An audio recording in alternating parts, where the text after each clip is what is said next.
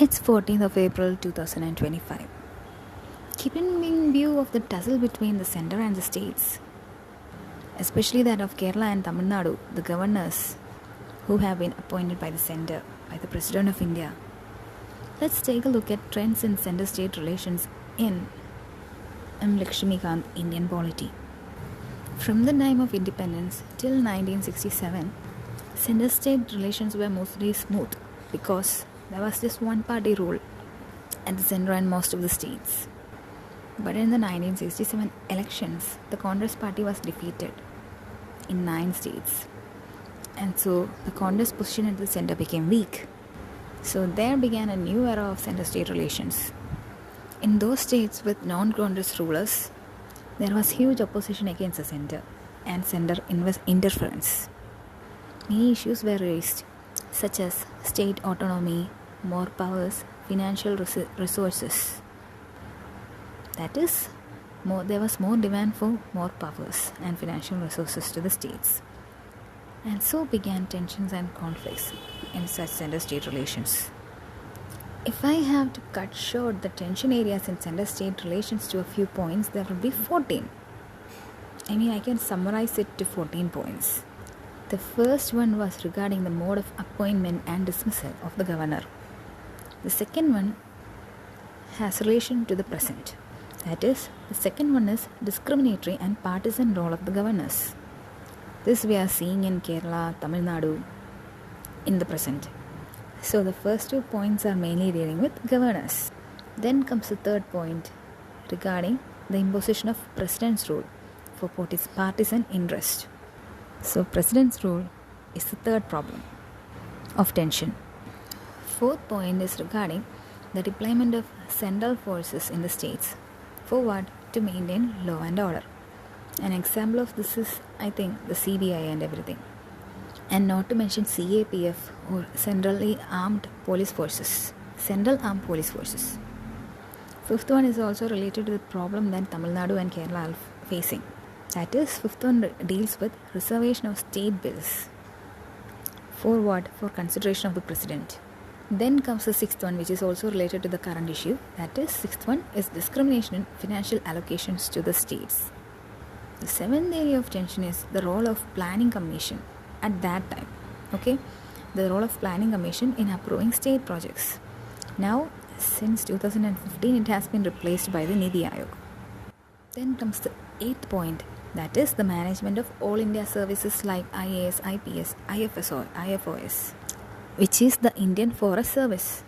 And somehow, as the ninth problem, use of electronic media for political purposes has also become a problem of tension. Tenth problem is something that is faced by Delhi, Punjab, etc. That is, 10 deals with the appointment of inquiry commissions against chief ministers. Then 11th problem is somewhat connected to the 6th problem, which was discrimination in financial allocation to the states. 11th problem is actually sharing of finances between center and states. Then comes the 12th problem, which is encroachment by the center on the state list.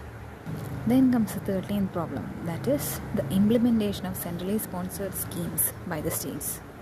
When politics is active in the states, it would lead to the political parties in the state to actually do away with centrally sponsored schemes, because who gets credit? The central political party gets credit. Would the states want that? No, because their powers would diminish.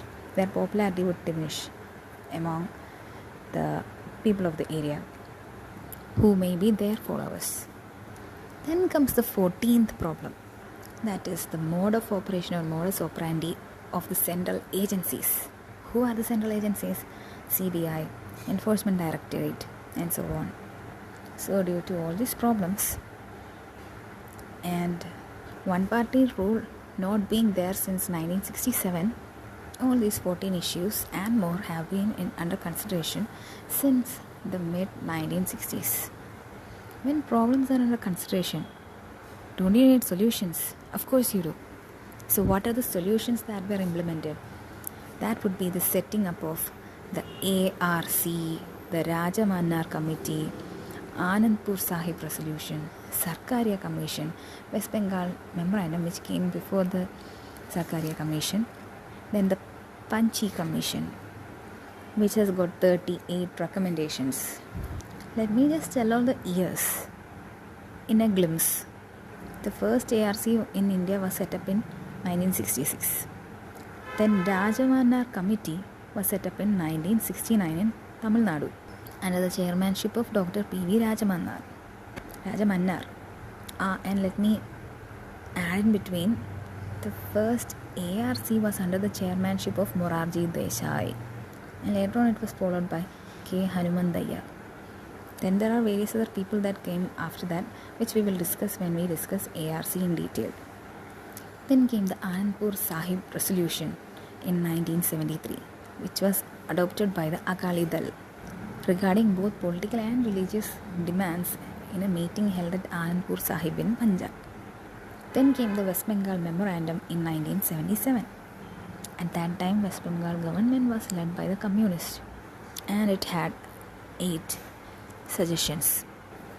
It is after this, in 1983, when India won its first World Cup under Kapil Dev as its captain, that Sarkaria Commission was set up by the central government, which was a 3-member commission on center-state relations, and who was the chairman? R.S. Sarkaria, a retired judge of the Supreme Court. And the other 2 members were B. Shivaraman and S.R. Sen. This Sarkaria Commission had about 20 recommendations. After the Sarkaria Commission and its outputs came the Panchi Commission. This was, as you can guess, the second commission on center-state relations set up by the central government. In which year? In 2007. This was under the chairmanship of Madan Mohan Panji, who was a former Chief Justice of India. Then there were other 4 members, which were Dhirendra Singh, who was former Secretary to the Government of India. Then Vinod Kumar Daggal, former Secretary to the Government of India itself. And Professor N.R. Madhava Menon, who was former Director of National Judicial Academy of Bhopal and also National Law School of India, Bangalore. Although these are not necessary, I am just saying.